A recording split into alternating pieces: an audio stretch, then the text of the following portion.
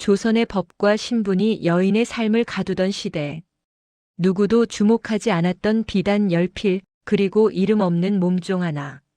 세상은 그것을 보잘것없는 상속이라 불렀지만 그 작은 시작은 한양의 상권을 뒤흔들고 권력과 신분의 벽마저 무너뜨립니다. 이것은 돈의 이야기가 아니라 사람을 품은 한 여인의 선택에 관한 이야기입니다. 지금부터 비단 열필과 몸종 하나. 그 전설의 시작을 들려드립니다.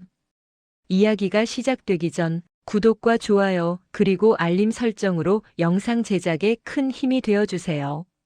조선 초 한양의 공기는 차고도 맑았다. 종로통에서 손꼽히는 포목거상, 윤판서의 저택 위로는 무거운 침묵이 안개처럼 내려앉아 있었다. 한때 비단 구르는 소리와 상인들의 활기로 가득했던 이 집안에 지금 감도는 것은 오직 하나의 죽음의 그림자뿐이었다. 윤판서는 병상에 누워 거친 숨을 몰아쉬고 있었다. 그 곁을 지키는 것은 수십 명의 하인도 위세를 떨치던 두 아들도 아니었다. 바로 막내딸 서량이었다. 그녀는 밤새 차가워진 아버지의 손을 따뜻한 수건으로 닦아내며 묵묵히 자리를 지켰다. 서량아 고생이 많구나. 윤판서의 쉰 목소리에 서량이 억지로 미소를 지어 보였다. 아버님, 그런 말씀 마옵소서. 어서 기운을 차리셔야지요.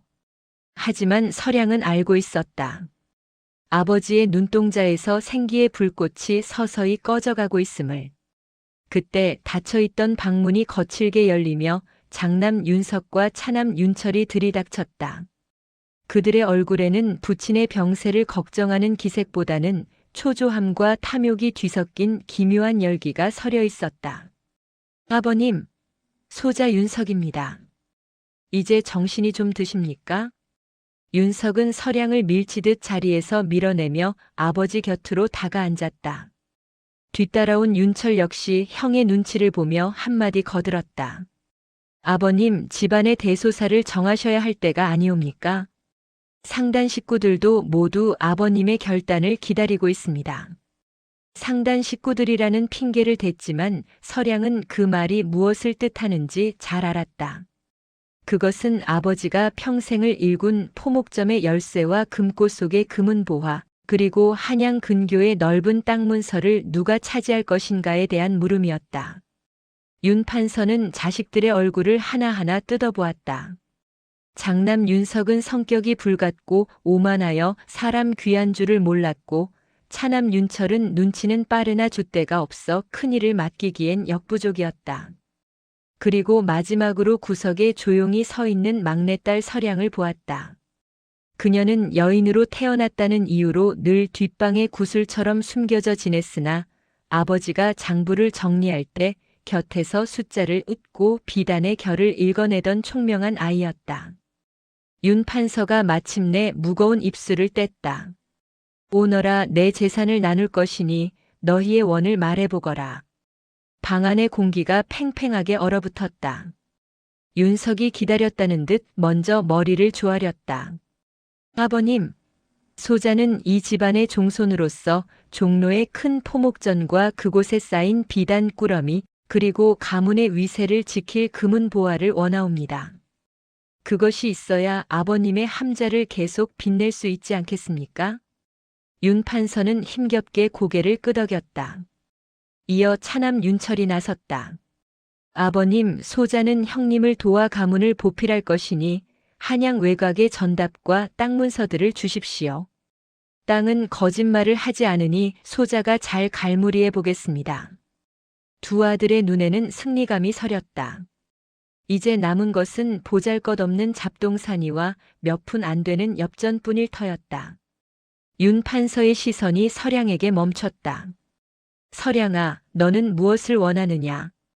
여인의 몸으로 출가외인이 될 터이나 내 너를 빈손으로 보낼 수는 없구나. 오빠들은 코웃음을 쳤다. 계집애가 가져봐야 패물 몇 점이겠지 하는 눈빛이었다. 서량은 천천히 고개를 들어 아버지를 바라보았다. 그녀의 눈동자는 흔들림 없이 맑았다. 아버님, 소녀는 많은 것을 바라지 않사옵니다. 그저 곳간 구석에 남은 빛바랜 비단 열필과 저를 어릴 적부터 수발해주던 하녀 막순이 하나만 제게 주십시오. 순간 방 안에는 정적이 흘렀다. 윤석과 윤철은 서로의 얼굴을 바라보다가 이내 실소를 터뜨렸다. 서량아, 내가 드디어 실성을 하였느냐? 금은 보화도 아니고 비단 열필과 하녀 하나라니. 윤석은 배를 잡고 웃으며 서량을 비웃었다. 하녀 막순이는 눈치가 빠르고 일은 잘했으나 신분이 미천하고 입바른 소리를 잘해 집안 어른들에게 눈엣가시 같은 존재였다. 비단 열필 또한 재고로 쌓여 색이 바랜 팔리지 않는 물건들이었다. 하지만 윤 판서의 눈에는 이체가 서렸다. 그는 딸의 눈에서 단순한 욕심이 아닌 무언가 거대한 설계도를 보았다. 정녕 그것이면 되겠느냐? 후회하지 않겠어? 네, 아버님. 소녀에게는 그것이면 충분하옵니다. 윤 판서는 가쁜 숨을 내쉬며 힘겹게 미소를 지었다. 좋다. 그리하마. 서기는 포목전과 금은을, 철이는 전답을 가져라. 그리고 나의 막내딸 서량에게는 비단 열필과 하녀 막순을 내어주노라. 그날 밤 윤 판서는 평온한 표정으로 숨을 거두었다. 아버지가 세상을 떠나자마자 집안은 찬바람이 불기 시작했다. 장례가 끝나기도 전에 오빠들은 서량을 채근했다. 재산 분배는 끝났으니 너는 이제 내 짐을 챙겨 나가거라. 이 넓은 저택은 이제 내 것이니 말이다. 서량은 슬픔을 삼키며 작은 보따리를 꾸렸다. 그녀의 곁에는 어리둥절한 표정의 하녀 막순이가 서 있었다. 막순이는 제 팔자가 어찌 될지도 모른 채 주인 아가씨의 눈치만 살피고 있었다. 아가씨, 정말 괜찮으시겠습니까? 그 귀한 보석 하나 마다하시고 저 같은 것과 낡은 비단만 챙기시다니요. 서량은 막순의 손을 꽉 잡았다. 막순아, 사람들은 비단 위에 박힌 보석만 보지만 나는 그 비단을 짜는 사람의 손과 그 결을 본단다. 이제부터 우리는 이 비단 열필로 한양을 뒤흔들 것이다.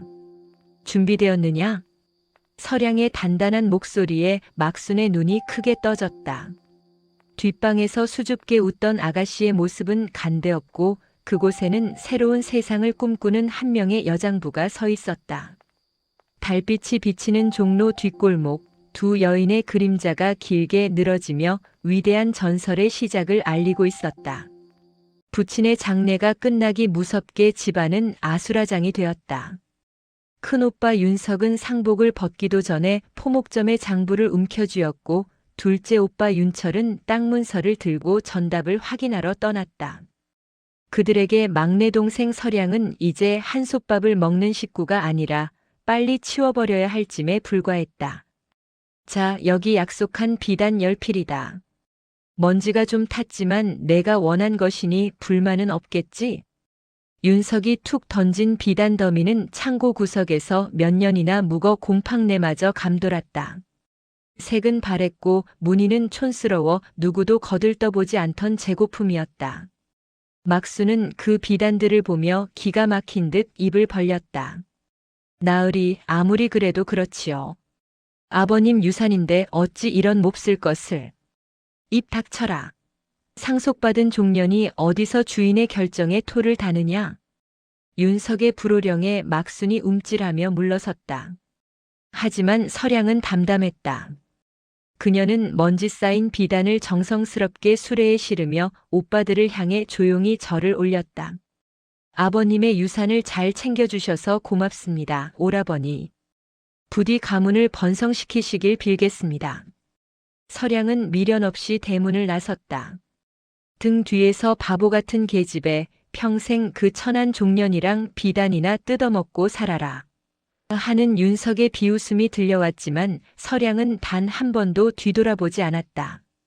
그녀들이 도착한 곳은 종로 뒷골목, 다 쓰러져가는 작은 초가집이었다.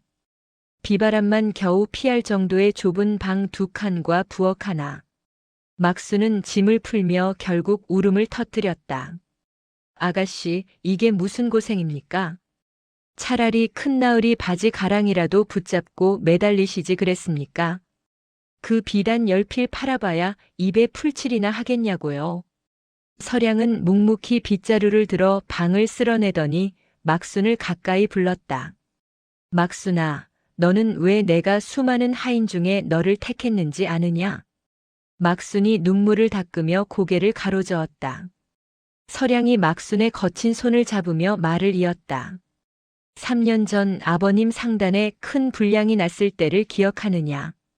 염색이 얼룩진 무명 수백 필이 들어와 모두가 망연자실했을 때 누가 몰래 그 위에 먹선을 그어 꽃무늬를 입혔지? 막순의 얼굴이 하얗게 질렸다. 그건 소녀가 주방일을 하다가 주제넘게. 아니다. 나는 그때 보았다. 너의 손끝이 지나간 자리에 죽어있던 천이 살아나는 것을. 너는 단순한 하녀가 아니라 세상 누구보다 뛰어난 제주꾼이다. 그리고 이 비단들 색이 바랬다고 버려진 이 비단들이 사실은 가장 귀한 바탕이 된다는 것도 조만간 알게 될 게다. 서량은 수레에서 비단 한 필을 꺼내 펼쳤다. 햇빛 아래 드러난 비단은 분명 빛이 발해 있었지만 서량의 눈에는 그 위로 더 짚혀질 새로운 그림들이 보이고 있었다. 그날 밤 두 여인은 호롱불 아래 마주 앉았다. 서량은 상속받은 비단들을 하나하나 살피며 막순에게 지시를 내렸다. 이 붉은 비단은 끝이 상했으니 잘라내고 남은 부분은 꽃신을 싸는 천으로 쓰자. 그리고 이 푸른 비단은 색이 옅어졌으니 오히려 은은한 물을 더 들여서 양반과 아기들의 베네저고리 안감으로 만들 거야. 살에 닿는 느낌이 가장 부드러운 법이니까. 막순은 서량의 해안에 눈을 반짝였다. 아가씨는 단순히 물건을 파는 것이 아니라 물건의 쓸모를 새로 만들고 있었다. 막순아, 내일부터 너는 시장에 나가 사람들의 옷차림을 살펴라. 특히 요즘 잘 나가는 양반과 마님들이 어떤 색에 지루해하고 어떤 새로운 것을 갈구하는지 알아내야 한다. 예, 아가씨. 아니, 행수님. 이 막순이의 눈과 귀를 믿어보십시오. 처음으로 막순의 얼굴에 자신감이 감돌았다. 주방에서 구박받던 하녀가 아니라 한 상단의 핵심 인재로서 인정받는 순간이었다. 하지만 세상은 호락호락하지 않았다. 다음 날 남장을 하고 시장에 나선 두 사람 앞에는 거친 시전 상인들의 텃세와 여인이라는 신분의 벽이 기다리고 있었다. 서량이 가져온 비단을 본 한 상인이 침을 뱉으며 소리쳤다. 어디서 이런 썩은 비단을 들고 와서 자리를 차지해? 계집들은 집에서 밥이나 할 것이지 장사가 장난인 줄 아나. 상인의 거친 손길에 서량이 바닥으로 넘어졌다.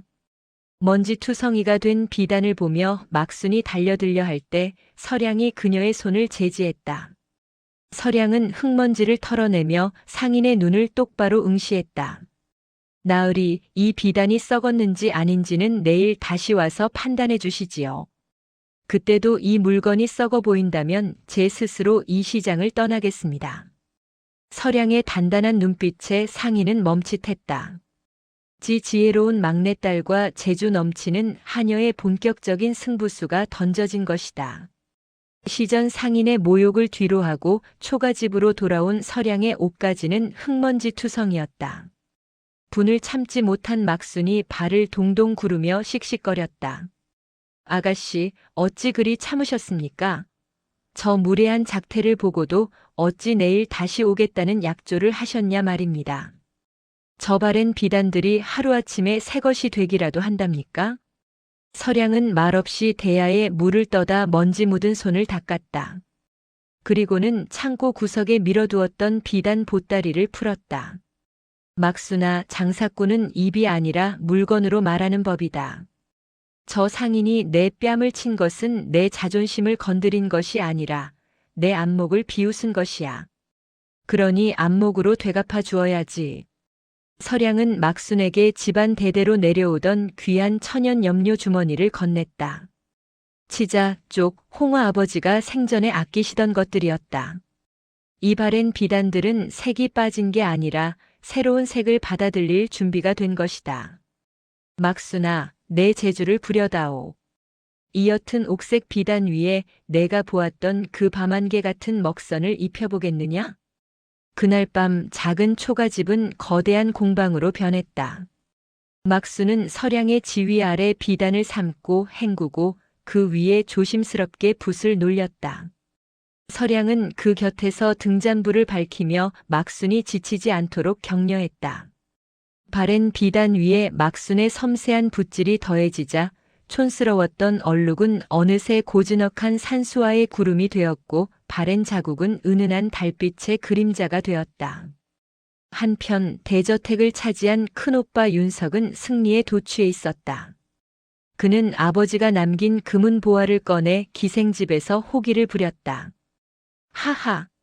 내 동생 서량이 그녀는 지금쯤 굶어 죽지 않았으면 다행이지. 하녀 하나 데리고 바랜 비단이나 만지고 있을 테니 말이야. 이 술상값만 해도 그 비단 10필값보다 비싸지 않으냐? 윤석의 주변에는 아첨꾼들이 몰려들었다. 그들은 윤석의 돈을 탐내며 연신 잔을 채웠다. 가게 장부는 뒷전이었고 숙련된 행수들은 주인의 방탕함에 실망하여 하나둘 떠나가기 시작했다. 하지만 윤석은 몰랐다. 자신이 쥐고 있는 금고 바닥이 생각보다 빨리 드러나고 있다는 사실을. 다음 날 아침 서량과 막수는 다시 남대문 시장을 찾았다. 어제 그녀를 밀쳤던 상인이 비아냥거리며 다가왔다. 오호 정녕 다시 왔느냐? 어디 그 썩은 비단이 용이 되어 승천이라도 했는지 구경이나 해보자. 구경꾼들이 모여들었다. 서량은 조용히 수레 위에 덮인 거적을 걷어냈다. 순간 주변이 찬물을 끼얹은 듯 조용해졌다. 햇빛 아래 드러난 것은 비단이 아니라 한 폭의 그림이었다. 은은한 옥색 바탕에 먹으로 그려진 난초와 구름무늬. 그것은 기존의 화려하기만 한 중국산 비단과는 차원이 다른 조선 여인의 단아함과 기품이 서린 물건이었다. 이것이 정녕 어제의 그 비단이란 말이냐? 상인의 눈이 휘둥그레졌다. 그때 시장을 지나던 가마 한 대가 멈춰섰다.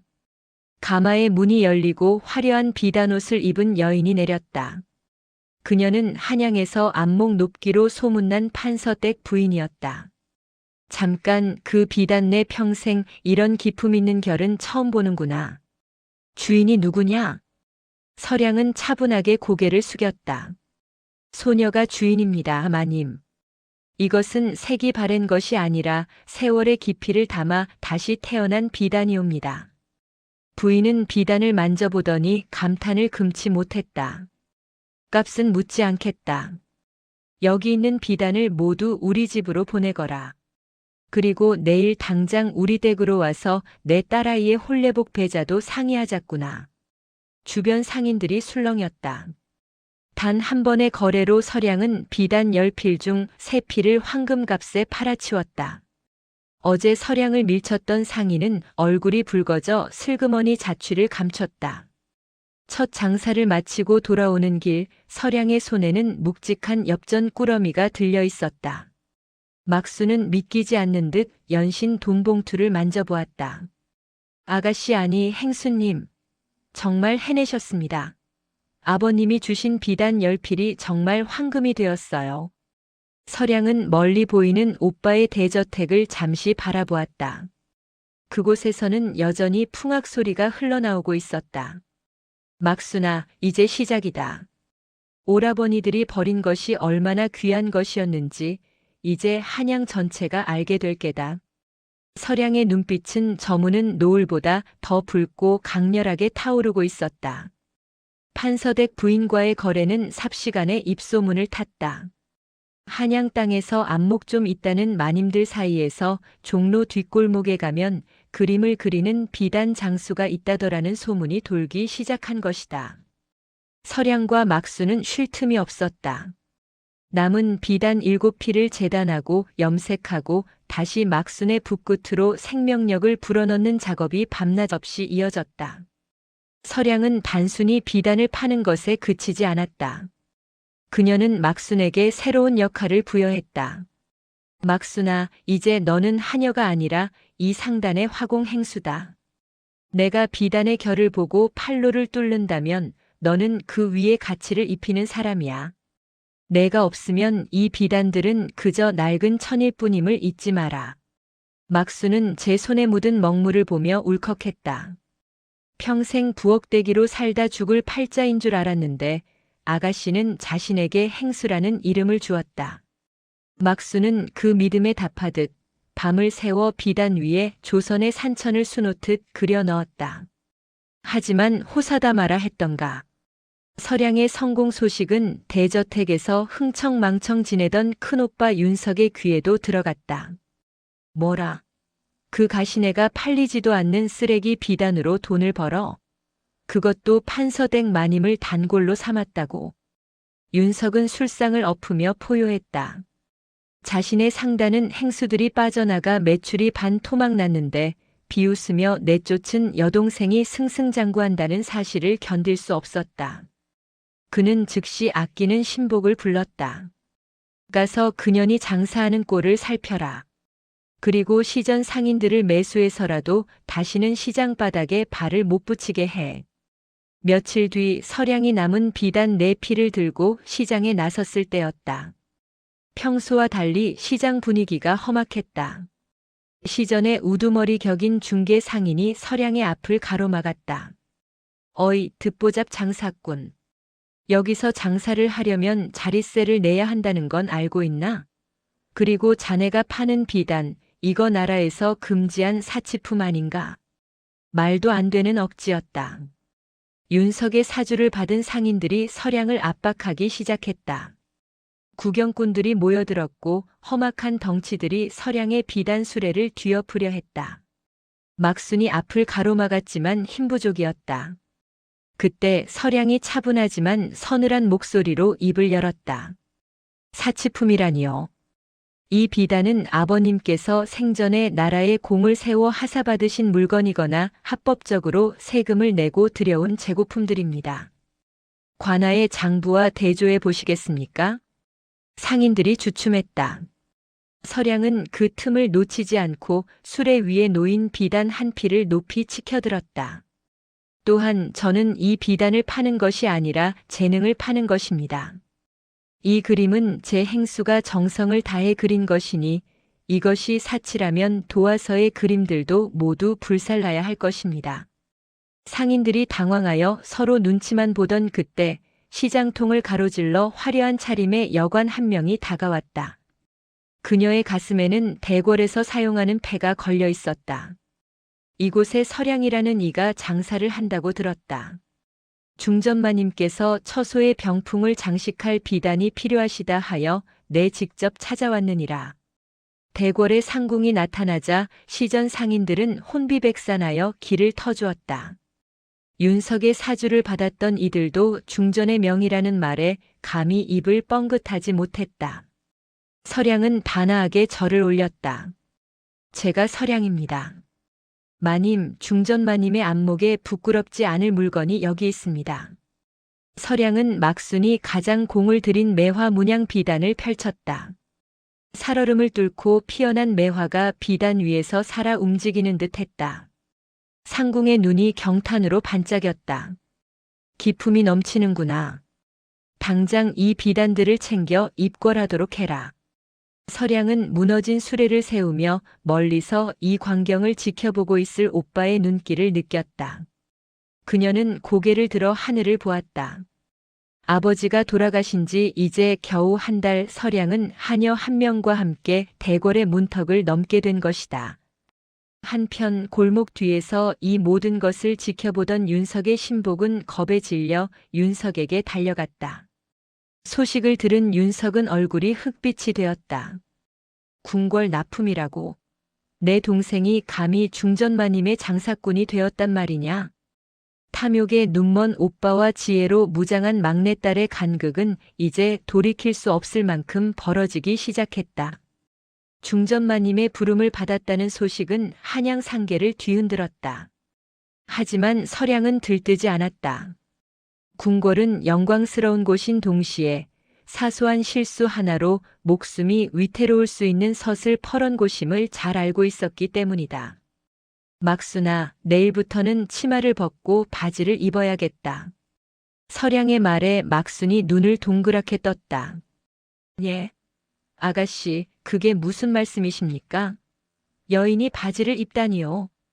궁궐 여관들께 물건을 바치러 가는 길이다.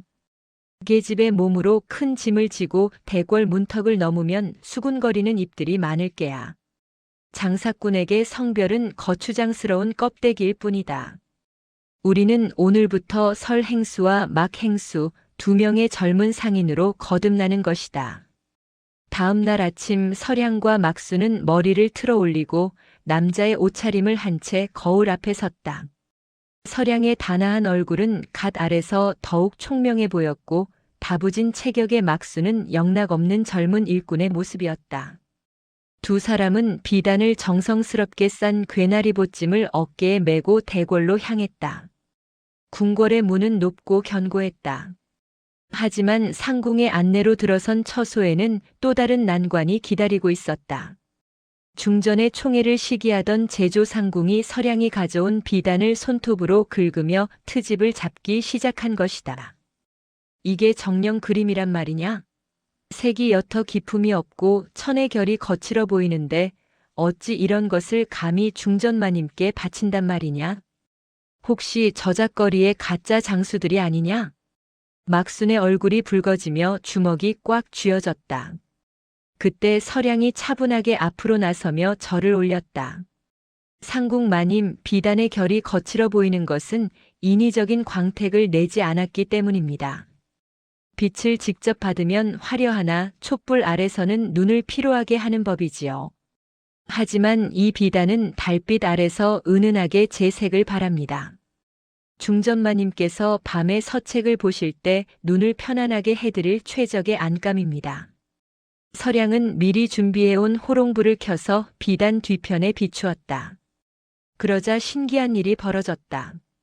막순이 그린 매화 무늬가 등불의 빛을 투과하며 마치 방 안가득 매화 향기가 퍼지는 듯한 환각을 불러일으킨 것이다. 이것은 트집을 잡던 제조 상궁도 말을 잃었다. 비단 위에 덧이 펴진 막순의 붓질이 빛과 만나 살아 움직이는 형상을 만들어낸 것이었다.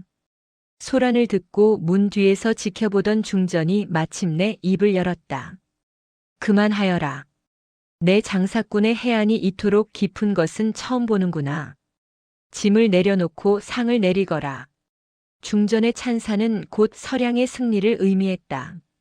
서량과 막수는 두둑한 하사품과 함께 대궐 문을 나섰다. 하지만 영광 뒤에는 곧바로 그림자가 드리워졌다. 궐 밖으로 나온 두 사람을 기다리고 있는 것은 오빠 윤석이 보낸 무례배들이었다. 그들은 서량의 남장을 한눈에 알아보고 비웃으며 길을 막아섰다. 어이 설도령? 아니지 서량 아가씨. 계집이 남의 옷을 훔쳐 입고 대궐을 드나들며 나라를 기만하다니 이거 관아에 알리면 목이 몇 개라도 모자라겠는데? 무례배들이 서량의 보찜을 빼앗으려 들 때 평소 조용하던 막순이 괴력을 발휘해 앞장섰다. 그녀는 장사를 하며 다져진 팔뚝으로 무례배의 손목을 꺾으며 서량을 보호했다. 우리 행수님 몸에 손끝 하나 대지 마라. 이 비단은 중전마님의 하사품이다. 감히 손을 댔다가는 내 놈들 목이 먼저 날아갈 것이다.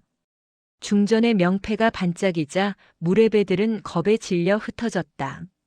서량은 헝클어진 옷매무새를 다듬으며 막순을 바라보았다. 막순아, 오늘 고생 많았다. 이제 알겠느냐? 세상은 우리가 여인이라는 이유로 끊임없이 발을 걸 것이다. 하지만 우리가 가진 실력과 담대함이 있다면 그 발걸음은 결코 우리를 넘어뜨리지 못한다. 두 여인은 서로를 의지하며 남대문 저작거리를 당당히 걸어갔다. 한편 동생을 해치려던 계획이 실패했다는 보고를 받은 윤석은 술병을 집어 던지며 소리쳤다. 계집년들이 관아 무서운 줄 모르는구나. 내 기필코 저것들을 한양 바닥에서 매장하리라. 윤석의 눈에 광기가 서리기 시작했다. 그러나 그는 몰랐다. 자신이 부리는 하인들이 이미 서량 마님 밑으로 가면 사람 대접받는다더라는 소문에 동요하고 있다는 사실을, 서량과 막순이 중전마님의 하사품을 받고 상단의 기틀을 닦는 동안 대저택의 주인 윤석의 삶은 모래성처럼 허물어지고 있었다.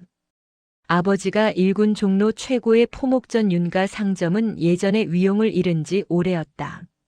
나흘이 벌써 석 달째 비단 결제 대금이 밀려 개성 상인들이 문 앞을 지키고 서 있습니다. 어찌할까요? 시끄럽다. 그깟 몇 푼 된다고 소란이냐. 내 도박판에서 한 판만 크게 따면 다 해결될 일이다.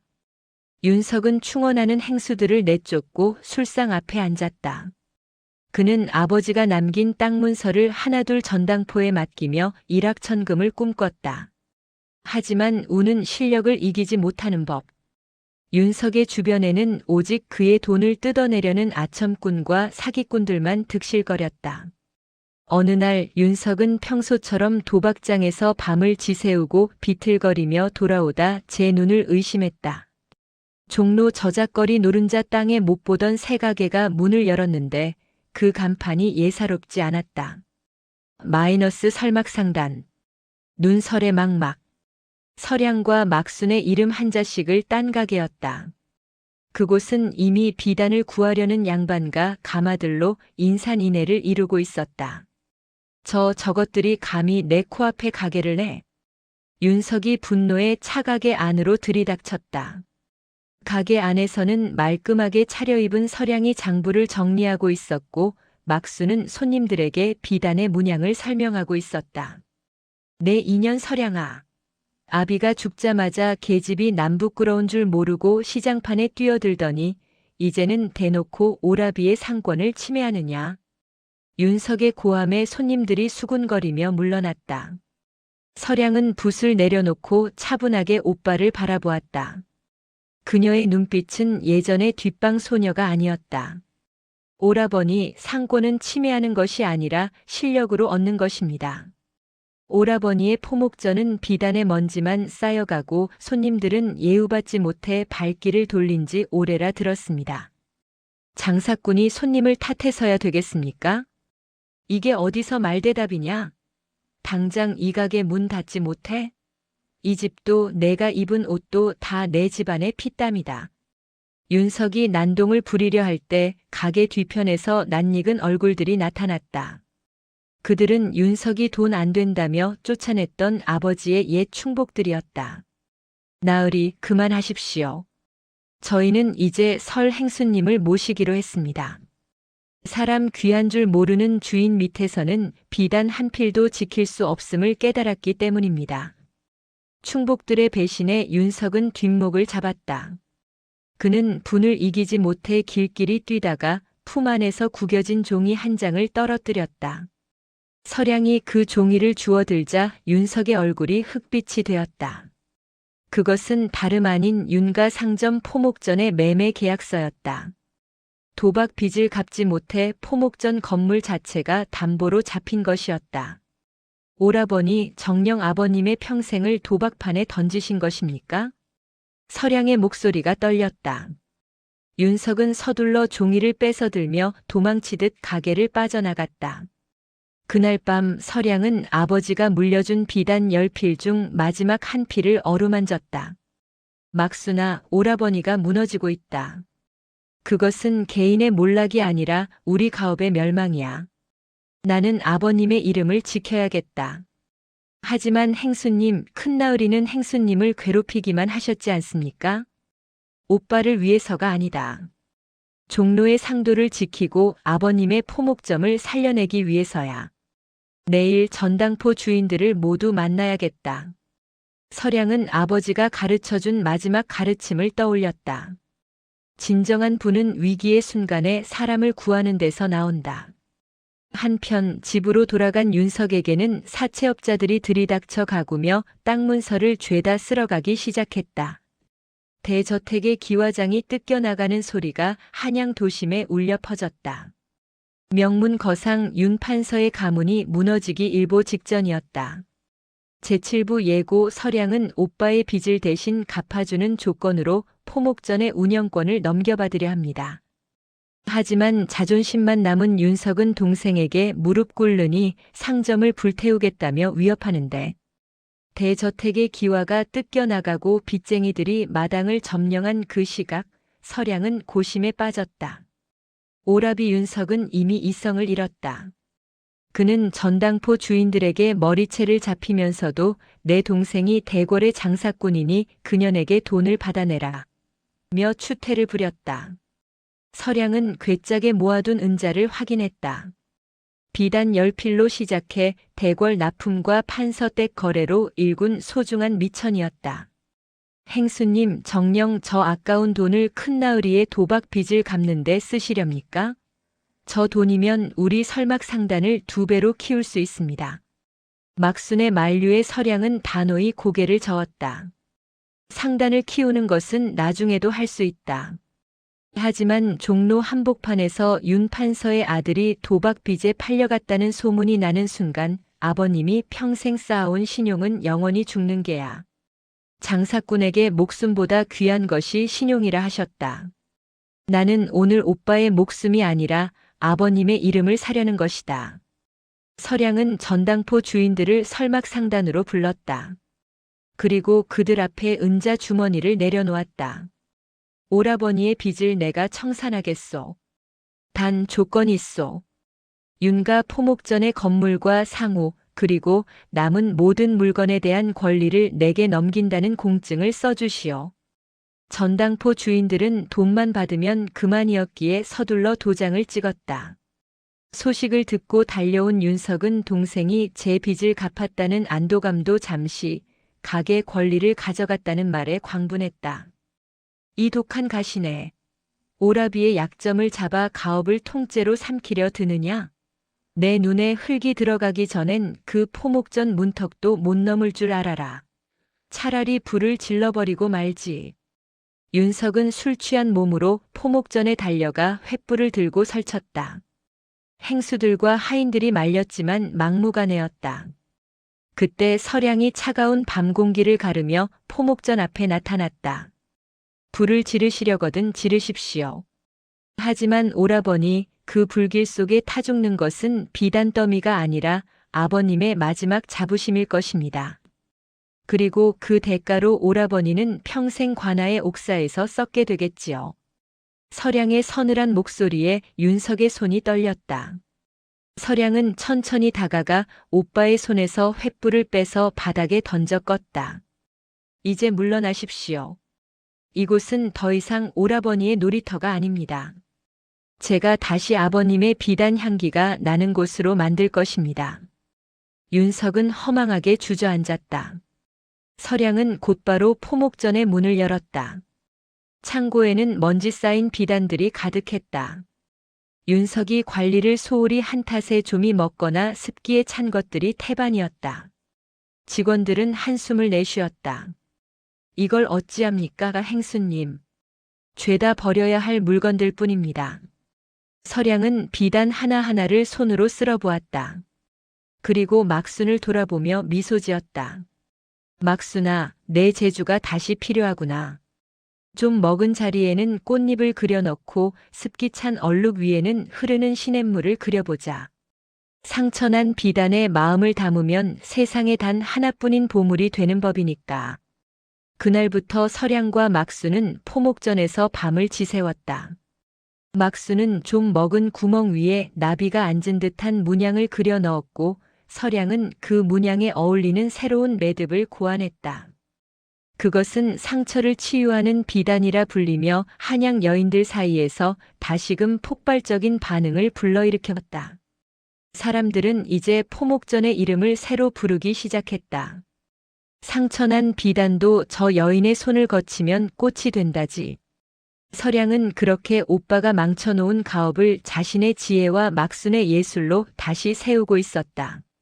하지만 이 성공을 시기하는 시전 상인들의 더 거대한 음모가 물밑에서 소용돌이치고 있었다. 서량이 오빠의 포목전을 인수하여 상처 치유 비단으로 대성공을 거두자 종로 시전 상인들의 눈길은 곱지 않았다. 특히 한양의 비단 유통을 쥐락펴락하던 시전 행수 조칠복은 위기감을 느꼈다. 계집 하나 때문에 시장 질서가 어지러워져서야 되겠나. 비단 열필로 시작한 년이 이제는 포목전 주인 노릇을 해. 조칠복은 비단 원사를 공급하는 전국의 상단에 은밀한 서신을 보냈다. 서량의 포목전에는 단 한 올의 실도 단 한 자의 비단도 넘기지 마라. 어기는 자는 우리 시전과의 모든 거래를 끊겠다. 는 엄포였다. 효과는 즉각적이었다. 며칠 뒤 서량의 포목전에 원단을 싣고 오기로 했던 수레들이 줄줄이 발길을 돌렸다. 행수님, 큰일입니다. 개성에서도 평양에서도 물건을 못 주겠다고 전갈이 왔습니다. 시전에서 압력을 넣은 모양입니다. 막순이 사색이 되어 뛰어왔다. 가게 안의 비단은 이미 바닥을 보이고 있었다. 주문은 산더미처럼 쌓였는데 정작 비단이 없으니 장사를 접어야 할 판이었다. 서량은 창고의 빈 선반을 바라보며 깊은 생각에 잠겼다. 원단이 없다면 우리가 직접 만들면 되지 않겠느냐. 예. 비단을 짜는 일은 간해수 공업으로 겨우 연명하는 안악들이나 하는 일인데 그 양으로는 턱도 없습니다. 서량의 눈이 반짝였다. 그녀는 한양 근교의 가난한 마을들을 떠올렸다. 남편을 잃거나 가난에 찌들어 낀 이를 걱정하면서도 대대로 길쌈제주를 가진 안악들이 모여 사는 동네였다. 막수나 장사꾼은 길을 막으면 담을 넘는 법이다. 시전 상인들이 비단길을 막았다면 우리는 새로운 길을 만들면 된다. 한양 서쪽 끝 달동네 여인들을 찾아가자. 서량은 남은 은자를 털어 물레와 배틀 수십 대를 샀다. 그리고 직접 마을로 들어가 여인들을 모았다. 여러분, 시전의 눈치를 보지 말고 우리 상단을 위해 비단을 짜주십시오. 시중보다 2배의 삭을 드릴 것이고 여러분의 아이들에게는 글공부를 가르치겠습니다. 대신 제가 요구하는 아주 특별한 결로 비단을 짜주셔야 합니다. 서량은 단순한 비단이 아니라 무명실과 비단실을 섞어 짠 혼방직을 고안했다. 비단처럼 화려하면서도 무명처럼 질기고 따뜻한 지금까지 세상에 없던 새로운 천이었다.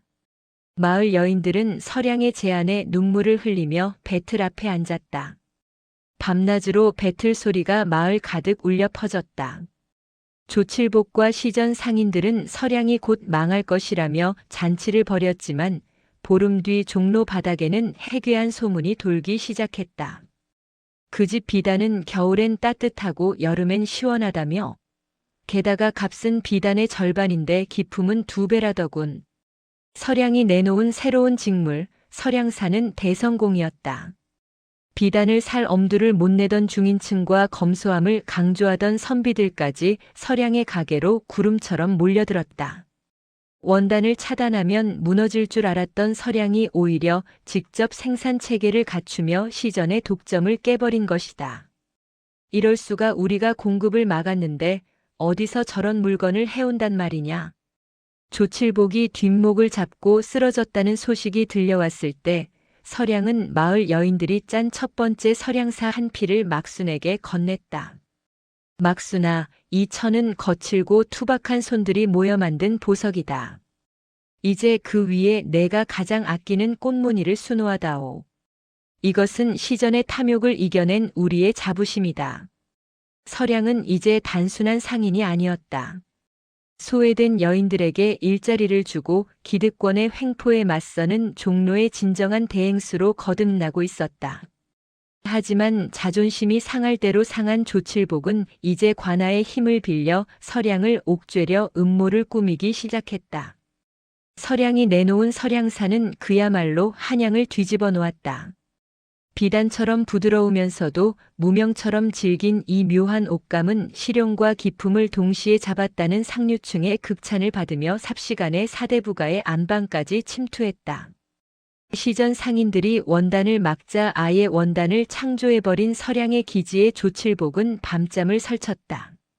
계집이 마을 안악들을 모아 배틀을 돌린다고. 그것은 엄연히 시전의 허가 없이 물건을 대량 생산하는 불법 행위다. 조칠복은 평소 뒷돈을 대주던 포도청의 종사관을 매수했다. 며칠 뒤 서량이 여인들과 함께 배를 짜던 서쪽 마을에 포도청 군사들이 들이닥쳤다. 나라의 허락 없이 함부로 물건을 만들어 저작거리를 어지럽히는 자들을 모두 압송하라. 배틀은 부서졌고 겁에 질린 여인들은 울음을 터뜨렸다. 소식을 듣고 달려온 서량은 군사들 앞을 가로막았다. 이게 무슨 짓입니까? 가난한 여인들이 제 손으로 실을 뽑아 옷을 짓는 것이 무슨 죄가 된단 말입니까? 시장의 법도를 어기고 사사로이 대량의 물건을 제조한 것은 국법을 어지럽히는 일이다. 내년이 이 우두머리냐?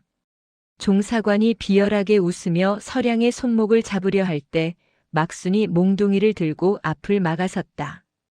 우리 행수님 몸에 손대지 마라. 이 비단이 어떤 비단인 줄 알고 이러느냐? 이 종년이 죽고 싶으냐? 상황이 험악해지던 찰나 마을 입구에서 요란한 말발굽 소리와 함께 화려한 가마 한 대가 나타났다. 가마 옆을 지키던 이는 다름 아닌 중전마님의 처소에서 보았던 상궁이었다. 포도청 종사관은 명을 받으라. 상궁의 섯을 펄언 외침에 군사들이 멈칫했다. 상궁은 가마에서 내려 서량 앞에 서서 품 안에 비단 주머니를 꺼냈다. 중전마님께서 서량사의 소문을 들으시고 친히 샘플을 가져오라 명하셨다.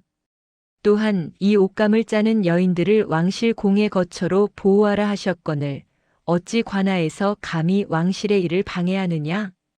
종사관의 얼굴이 흑빛이 되었다. 조칠복의 뇌물보다 무서운 것이 중전의 교지였다. 상궁은 부서진 배틀을 보며 혀를 찼다. 이 비단은 검소함을 덕으로 여기시는 주상전하의 뜻에도 부합하는 물건이다. 감히 시전의 입속을 위해 국법을 들먹이다니 당장 물러가라. 군사들이 썰물처럼 빠져나갔다. 마을 여인들은 서량의 치맛자락을 잡고 오열했다. 서량은 떨리는 손으로 여인들을 다독이며 상궁에게 깊이 머리를 숙였다. 마님, 은혜가 만극하옵니다. 설행수 마님께서 자네를 무척 아끼신다네.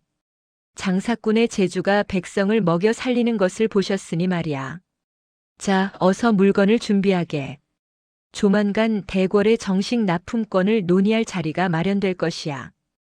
이 사건으로 서량의 명성은 하늘을 찔렀다. 왕실이 인정한 상단, 백성을 구한 여장부라는 수식어가 붙었다.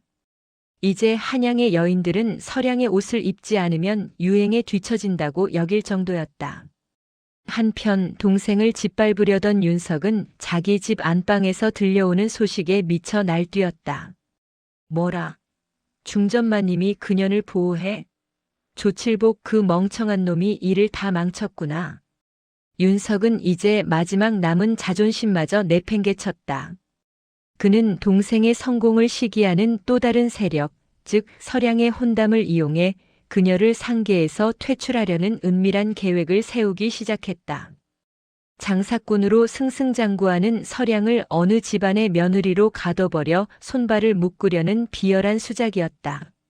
서량은 몰랐다. 자신이 이룬 성공이 도리어 거대한 가문의 족쇄가 되어 돌아올 것임을. 서량이 왕실의 비호를 받으며 서량사로 한양의 의복 문화를 선도하는 동안 큰오빠 윤석은 그야말로 막다른 길에 다다랐다.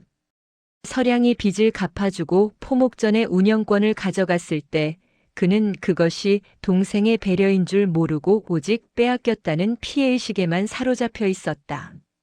윤석은 남은 가산을 털어 다시 도박판을 전전했다. 동생보다 더 큰 상단을 차려 복수하겠다는 허황된 꿈을 꿨지만 그의 곁에는 돈 냄새를 맡고 모여든 사기꾼들 뿐이었다. 나으리, 이번에 청나라에서 들어오는 비밀 밀수선이 있습니다. 여기에 투자만 하시면 서량이 그년의 상단 따위는 하루아침에 무너뜨릴 수 있습니다. 윤석은 그 감언이설에 속아 마지막 남은 대저택의 기둥뿌리까지 저당 잡혔다. 하지만 밀수선은 애초에 존재하지 않았고 사기꾼들은 돈을 챙겨 야반도주했다. 하루아침에 윤석은 길거리에 나앉는 신세가 되었다. 안 된다. 이 집은 내 아버지의 집이다. 이놈들 손 치우지 못할까? 빚쟁이들이 들이닥쳐 짐짝을 내던지고 대문에 압류방을 붙였다. 한때 한양에서 손꼽히는 거상의 아들이었던 윤석은 혼몸으로 차가운 저작거리로 쫓겨났다. 동생을 비웃으며 비단 열필로 무얼 하겠느냐고 호통치던 위세는 간데없고 때 묻은 도포 자락을 휘날리며 구걸하는 처지로 전락한 것이다. 그 소식은 곧 서량의 귀에 들어갔다. 막수는 고소하다는 듯 장부를 정리하며 말했다. 행수님 들으셨습니까? 큰나으리가 결국 그 집마저 날리고 종로 바닥에서 거지 노릇을 한답니다. 아버님이 지하에서 통곡하실 일이지만 행수님을 괴롭힌 벌을 받는 것이니 속이 다 시원합니다. 서량은 붓을 든 채 잠시 멈춰섰다. 그녀의 눈에는 증오보다 깊은 서글픔이 서려 있었다. 막수나 오라버니가 미운 것은 사실이나 그가 거리에 나앉아 윤판서 가문의 이름이 진흙탕에 구르는 것을 보고만 있을 수는 없다. 하지만 지금 가서 돈을 쥐어주는 것은 독이 될 뿐이야. 서량은 오빠를 직접 돕는 대신 사람을 시켜 종로 뒷골목에 가장 허름한 행랑채 하나를 마련해 주었다. 그리고 그가 스스로 무언가를 깨달을 때까지 지켜보기로 했다. 한편 윤석은 거리를 헤매다 동생 서량의 가게인 설막상단 앞을 지나게 되었다. 가게는 손님들로 문전성시를 이루었고 화려하게 장식된 가게 안에서 당당하게 지시를 내리는 서량의 모습이 보였다. 그 곁에는 과거 제 밑에서 구박받던 하녀 막순이 비단결을 뽐내며 귀부인들을 응대하고 있었다. 내가 어쩌다 저 계집애보다 못한 처지가 되었단 말이냐. 윤석은 질투와 자격지심에 몸을 떨었다. 하지만 배고픔은 자존심보다 강했다. 그는 차마 동생의 가게로 들어가지 못하고 길가에 주저앉아 사람들이 던져주는 푼돈을 챙겼다. 그러던 어느 날 서량에게 거부할 수 없는 제안이 들어왔다. 권세 있는 가문이자 한때 윤판서와 친분이 깊었던 몰락 양반 가문의 최진사가 윤석을 찾아온 것이다. 최진사는 윤석의 처지를 이용해 서량을 제 아들과 혼인시키려 획책했다. 윤석아, 내 동생 서량이가 장사를 하느라 여인의 도리를 잊고 살더구나. 내 아들과 혼인시키면 내 빚도 일부 탕감해주고 너도 다시 양반가의 일원으로 대접받게 해주마. 윤석은 눈이 번쩍 뜨였다. 동생을 시집 보내 장사에서 손을 떼게 하고 그 권리를 자신이 다시 차지할 수 있다는 검은 유혹이었다.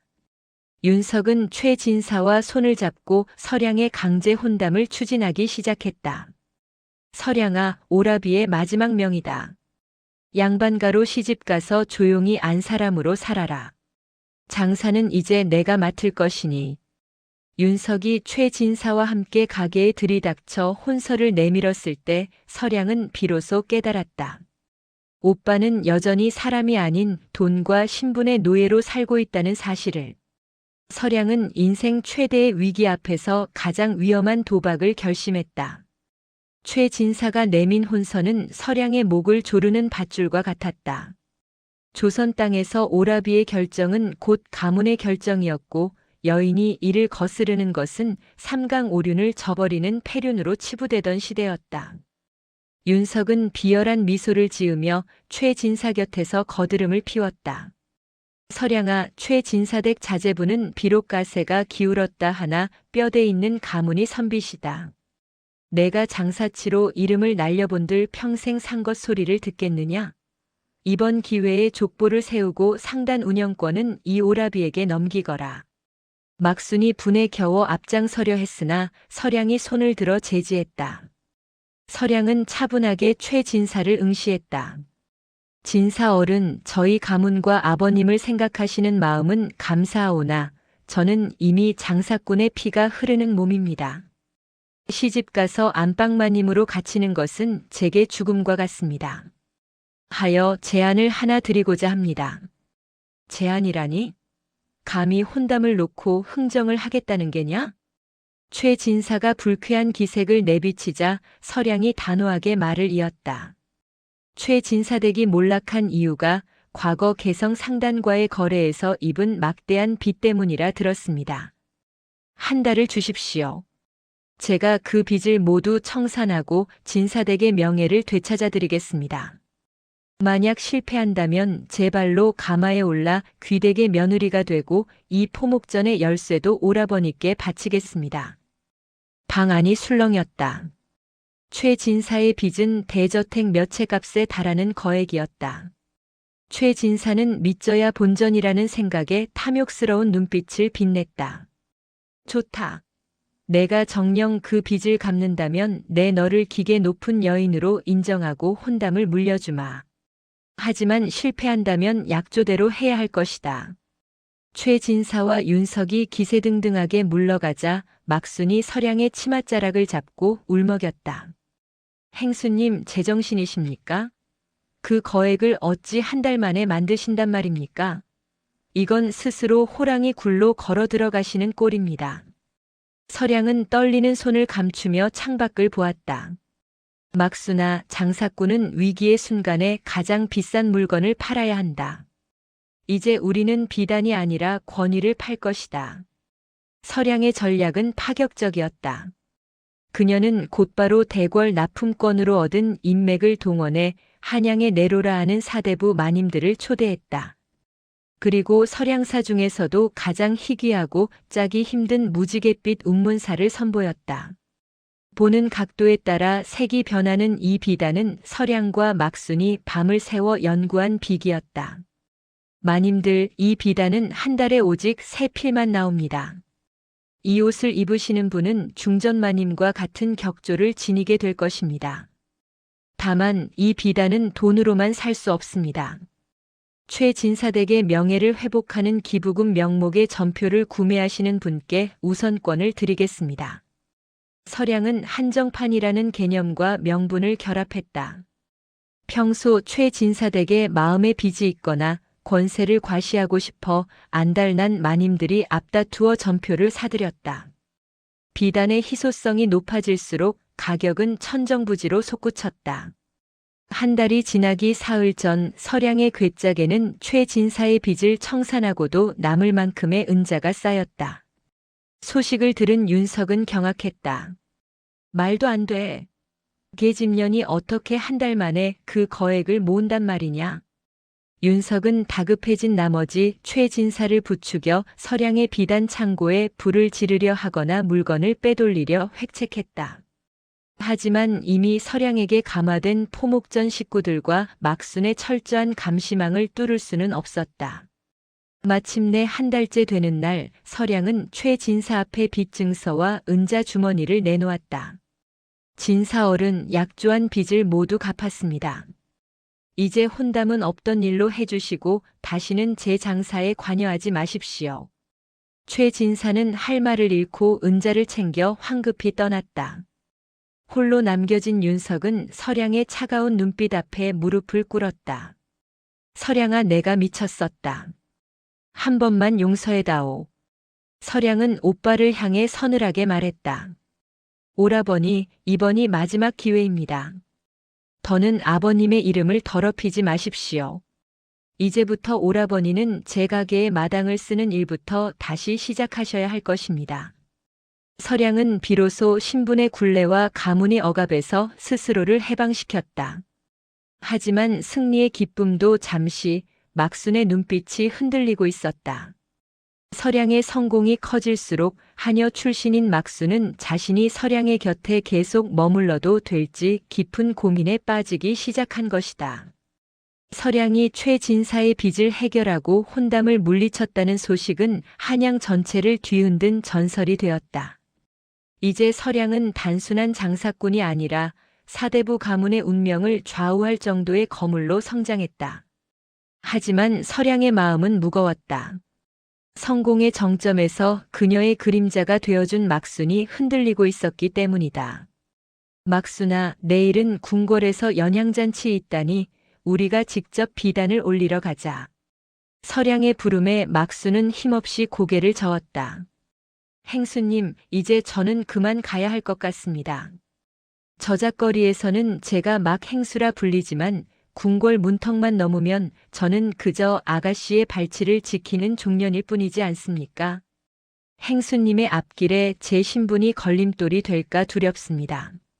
서량의 성공이 커질수록 막수는 신분이라는 벽 앞에서 작아지고 있었다. 특히 서량을 질투하던 경쟁 상단의 행수들이 막순에게 평생 노비 문서에 묶여 살 거냐, 우리에게 오면 신분을 사주겠다며 은밀한 유혹을 보내고 있었다. 그 무렵 조선 산천에 유례없는 대기근이 닥쳤다. 풍악소리 가득하던 종로거리에는 굶주린 백성들이 넘쳐났고 쌀값은 천정부지로 솟구쳤다. 다른 상단들은 이 기회를 틈타 쌀을 매점매석하며 배를 불렸지만 서량은 반대로 움직였다. 가게의 모든 비단 판매를 중단하고 비축해둔 은자로 쌀을 사들여라. 그리고 포목전 마당에 가마솥을 걸어라. 행수님, 지금 비단을 팔면 평소의 5배는 벌 수 있습니다. 쌀을 사는데 돈을 다 쓰시다니요. 직원들의 반대에도 서량은 단호했다. 그녀는 막순을 불렀다. 막순아, 내가 그린 비단이 왜 아름다운 줄 아느냐? 그것을 입을 사람이 살아있기 때문이다. 사람이 죽어나가는 땅에 고운 비단이 무슨 소용이란 말이냐? 내가 오늘부터 이죽 배급의 총책임을 맡아다오. 막수는 서량의 눈에서 아버님 윤판서가 강조했던 상도를 보았다. 서량은 화려한 비단옷을 벗어 던지고 무명 앞치마를 둘렀다. 그녀들은 가장 낮은 곳으로 내려가 백성들에게 죽을 나누어 주었다. 그때 소문을 듣고 굶주린 오빠 윤석이 배급줄에 서 있는 것이 발견되었다. 서량의 배려로 행랑채에 머물던 그는 다시 도박의 유혹에 빠져 그나마 있던 돈을 다 날리고 거짓골이 되어 나타난 것이었다. 사람들은 저자가 윤판서의 아들이자 설행수의 오라비라지 라며 수군거렸다. 윤석은 동생의 얼굴을 참아보지 못하고 고개를 떨구었다. 서량은 묵묵히 오빠의 그릇에 죽을 가득 담아주며 말했다. 오라버니, 이 죽은 공짜가 아닙니다. 내일부터 이 마당을 쓸고 가마솥을 닦으십시오. 제 가게의 마당쇠가 되어 밥값을 하신다면 그때 비로소 오라버니를 사람으로 대접하겠습니다. 윤석은 통곡하며 죽그릇을 붙잡았다. 그 광경을 지켜보던 막수는 깨달았다. 서량에게 신분이란 사람을 가두는 틀이 아니라 사람을 구하는 수단일 뿐이라는 것을. 행수님, 제가 어리석었습니다.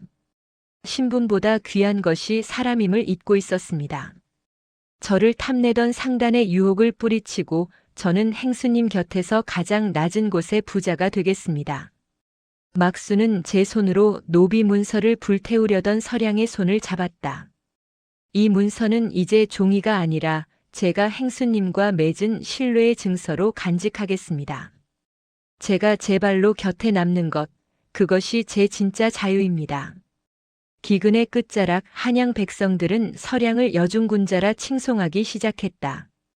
돈을 번 상인은 많았으나 사람의 마음을 얻은 상인은 오직 서량뿐이었다. 하지만 서량의 이런 선행이 조정의 보수적인 대신들에게는 백성의 마음을 훔쳐 왕실을 위협하는 행위로 비치기 시작했다. 서량이 베푼 만인소와 같은 선행은 양날의 검이었다. 굶주린 백성들은 서량의 이름만 들어도 눈물을 흘리며 칭송했지만 이를 지켜보는 권력자들의 눈에는 서량의 거대해진 영향력이 왕실의 권위를 넘보는 위험한 불씨로 보였다. 특히 서량에게 수모를 당했던 조칠복과 대신들은 왕에게 상소를 올렸다. 전하, 종로의 비단 장수 서량이 사사로이 백성에게 곡식을 풀어 민심을 사고 있사옵니다. 이는 장차 큰 뜻을 품고 나라의 근간을 흔들려는 영모의 징조가 아니면 무엇이겠습니까? 궁궐 내부의 불길한 기운이 감돌기 시작했다. 서량의 상단은 포도청의 감시를 받게 되었고 사소한 장부 기재 오류까지 군자금 횡령이라는 죄목으로 둔갑했다. 서량은 상단을 폐쇄할 위기에 처했고 다시 한번 옥사에 갇힐 위기에 놓였다. 그때 포목전 마당에서 묵묵히 마당을 쓸고 가마솥을 닦던 마당쇠 오빠 윤석이 움직였다. 그는 과거 방탕하게 놀던 시절 도박판과 기생집에서 주워들었던 고위 관리들의 치부와 비밀 장부의 행방을 떠올렸다. 서량아, 내가 평생 너를 괴롭히기만 했지만 이번만큼은 아버님의 아들로서 그리고 내 상단의 일꾼으로서 죗값을 하겠다. 윤석은 목숨을 걸고 과거 도박판에서 만났던 사채업자와 밀수꾼들을 찾아다녔다. 그는 조칠복과 대신들이 서량을 모함하기 위해 뇌물을 주고받은 명단과 그들이 기근을 틈타 쌀을 매점매석했다는 결정적인 증거밀거래 장부를 확보해 서량에게 가져다 주었다. 이것이 정말 조칠복의 장부란 말입니까? 막순이 놀라 묻자 윤석은 쑥스러운 듯 고개를 끄덕였다. 그놈들과 술잔을 기울이며 비리 하나쯤은 봐두었지. 서량아, 이것을 들고 대궐로 가거라. 서량은 윤석이 가져온 장부를 들고 중전마님을 아련했다. 그녀는 영모 혐의를 변명하는 대신 탐관 오리들이 백성의 고혈을 짜내어 부를 축적한 실태를 낱낱이 고발했다. 마님, 소인이 백성에게 죽을 나누어 준 것은 영모를 꾀함이 아니라 아버님께 배운 장사꾼의 도리를 다한 것뿐입니다. 진정한 영모는 백성이 굶어 죽어갈 때 곡간을 잠그고 뇌물을 챙긴 이자들이 하는 것이 아니겠습니까? 중전은 서량의 강단 있는 목소리와 윤석이 가져온 명백한 증거 앞에 고개를 끄덕였다. 결국 조칠복을 비롯한 부패한 관리들은 국문을 받게 되었고 서량에게 씌워진 억울한 누명은 씻은 듯이 사라졌다. 옥문을 나서는 서량을 맞이한 것은 눈시울이 붉어진 막순과 멀찍이 서서 빗자루를 들고 있는 윤석이었다. 서량은 오빠에게 다가가 깊이 허리를 숙였다. 오라버니 고맙습니다. 아버님께서 오늘 오라버니를 참으로 자랑스러워 하실 것입니다. 윤석은 빗자루를 고쳐 쥐며 껄껄 웃었다. 고맙긴. 나도 이제야 밥값이 뭔지 알 것 같구나. 자, 상단문을 다시 열어야지. 백성들이 옷감을 기다린다. 서량은 비로소 깨달았다. 자신이 지킨 것은 상단만이 아니었다. 무너졌던 가문을 다시 세웠고 길을 잃었던 오빠를 되찾았으며 신분을 초월한 막순과의 유대를 완성한 것이다. 이제 서량의 상단은 조선 제1의 상단을 향한 마지막 한 걸음만을 남겨두고 있었다. 서량의 고발로 종로의 악덕 상인들과 부패한 관리들이 척결되자 한양 상계의 질서는 서량을 중심으로 재편되었다. 하지만 서량에게 가장 큰 변화는 상단의 규모가 아니라 집안의 풍경이었다. 행수님, 큰나으리께서 오늘도 새벽같이 일어나 시장 어귀를 청소하고 계십니다. 예전에 그 한량 같던 모습은 눈 씻고 찾아봐도 없으니 참으로 기이한 일입니다. 막순의 말에 서량은 창밖을 보았다. 화려한 도포 대신 거친 삼배옷을 입고 땀 흘리며 일하는 윤석의 뒷모습이 보였다. 그는 이제 윤 판서의 아들이라는 자존심 대신 설막상단의 일꾼이라는 책임감을 입고 있었다. 서량은 서랍 깊숙이 넣어두었던 상자 하나를 꺼냈다. 그것은 아버지가 임종 직전 서량에게만 따로 건네주었던 윤가 가문의 진짜 가주인장과 비밀 장부였다. 서량은 윤석을 조용히 불렀다. 오라버니, 이제 이것을 오라버니께 돌려드리려 합니다. 상자를 본 윤석의 눈동자가 흔들렸다. 그것은 아버지가 장남인 자신에게 주지 않아 내심 원망했던 가문의 모든 권위가 담긴 물건이었다. 하지만 윤석은 선뜻 손을 내밀지 않았다. 아니다, 서량아. 그것은 아버님께서 주인을 제대로 찾아주신 게야. 나는 그것을 가질 자격이 없다. 아니, 오히려 그것이 없었기에 나는 비로소 땀의 가치를 배우지 않았느냐. 오라버니, 내가 나를 용서하고 일자리를 준 것이 내게는 가장 큰 상속이었다. 나는 이제 가주가 아니라 내 밑에서 정직한 상인으로 늙어가고 싶구나. 그러니 그 장부는 내가 계속 간직하거라. 대신 윤석은 품 안에서 작고 낡은 주머니 하나를 꺼냈다. 그가 거지 생활을 할 때도 끝까지 팔지 않고 품었던 어린 시절 서량이 직접 수놓아 주었던 복주머니였다. 이 오라비가 다시는 투전판에 발을 들이지 않도록 내가 내 상전이 되어 나를 계속 감시해다오. 그것이 내게 내리는 최고의 벌이자 상이다. 서량은 오빠의 손을 꼭 잡았다. 그것은 단순히 재산을 나누는 상속보다 훨씬 더 거대하고 숭고한 가족의 복원이었다. 서량은 그날 장부에 새로운 문구를 써넣었다. 재물은 쌓아두면 썩지만 사람은 품어주면 꽃이 된다. 한편 서량의 용서와 화합의 소문은 대궐에까지 닿았다. 주상전하께서는 서량의 대인배적인 면모와 경제를 살린 공로를 치하하며 그녀에게 조선 최초의 여성 상단 행수라는 관직에 준하는 칭호를 내리기로 결심한다. 그러나 서량의 앞길에 평탄한 탄탄대로만 남은 것은 아니었다. 청나라의 거대 상단이 조선 비단 시장을 장악하기 위해 압도적인 물량과 자본을 앞세워 한양에 입성했다는 전갈이 도착한 것이다. 청나라 거상들이 한양에 당도했다는 소식은 마른 하늘의 날벼락과 같았다. 그들은 저렴한 가격에 대량 생산 비단을 앞세워 시장을 교란했고 조선의 영세한 포목점들은 하나둘 문을 닫기 시작했다. 행수님, 청나라 비단이 우리 서량사의 반값도 안 되는 가격으로 풀렸습니다. 손님들이 죄다 그쪽으로 몰려가고 있어요. 막순이 다급하게 상황을 전했다. 청나라 상단은 막강한 자본력을 바탕으로 조선의 원사실까지 싹쓸이해가며 서량의 목을 조여왔다. 서량의 상단 역시 주문이 뚝 끊기고 창고에는 재고가 쌓여갔다. 하지만 서량은 흔들리지 않았다. 그녀는 오히려 오빠 윤석과 막순을 불러 모았다. 오라버니는 전국을 돌며 우리 비단을 사랑했던 사대부가의 안주인들을 만나주십시오. 막순아, 너는 지금껏 우리가 짰던 비단 중 가장 정교하고 화려한 조선 고유의 자수를 준비해라. 서량은 가격 경쟁이 아닌 가치 경쟁을 선택했다. 그녀는 청나라의 흔한 비단이 흉내낼 수 없는 조선 여인의 섬세함과 왕실의 품격이 담긴 일품 비단 전시회를 열었다. 전시회 날 서량은 남장을 벗고 아버지가 물려주신 비단 10필 중 마지막 남은 한 필로 지은 아름다운 한복을 입고 나타났다. 그녀는 몰려든 사람들과 청나라 상인들 앞에서 당당히 선포했다. 비단은 단순히 몸을 가리는 천이 아닙니다. 그것을 지은 이의 마음과 그 나라의 기품을 입는 것입니다. 청나라의 비단이 싸고 화려할지는 모르나 조선의 산천과 우리 여인의 숨결이 담긴 이 결은 결코 흉내낼 수 없습니다. 서량이 내놓은 비단은 햇빛에 따라 오방색이 은은하게 감돌았고 그 위에는 막순에 신들린 듯한 자수가 놓여 있었다. 현장에 있던 대신들과 명문가 마님들은 압도적인 아름다움에 넋을 잃었다. 그때 중전마님이 보낸 내시가 어명을 들고 도착했다.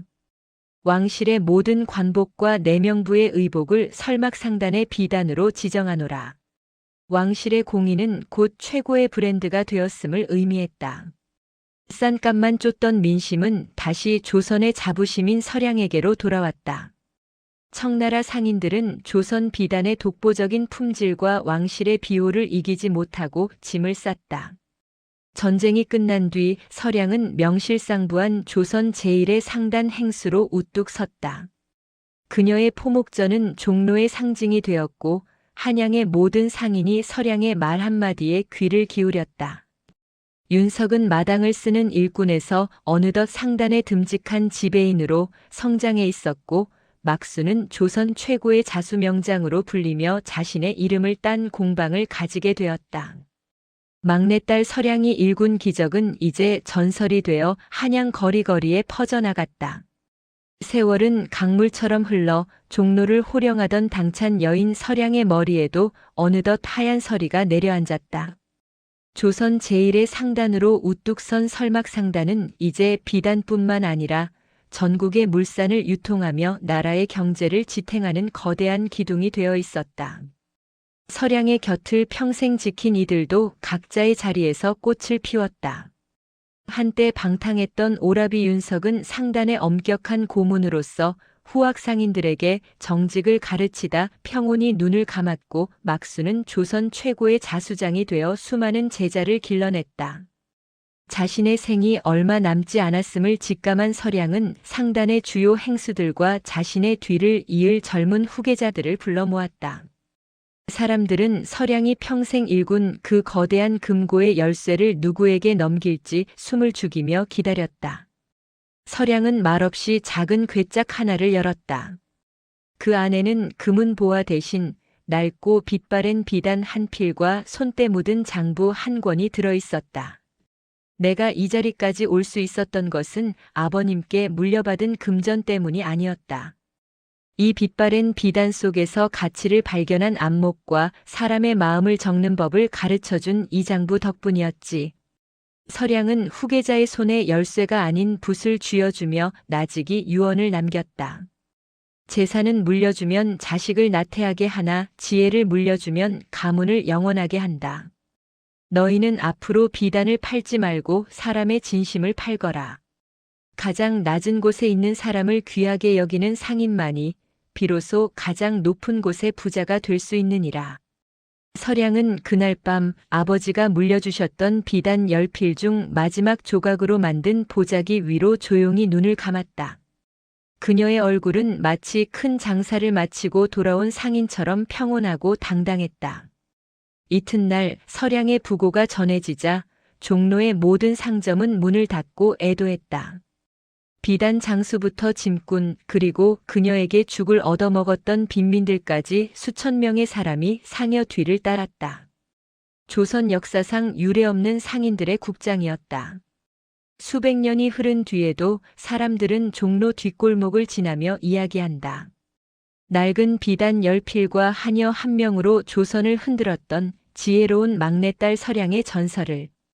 그녀가 남긴 것은 거대한 부가 아니라 사람이 곧 재산이라는 꺾이지 않는 장사꾼의 긍지였다. 비단 10필과 몸종 하나 마이너스에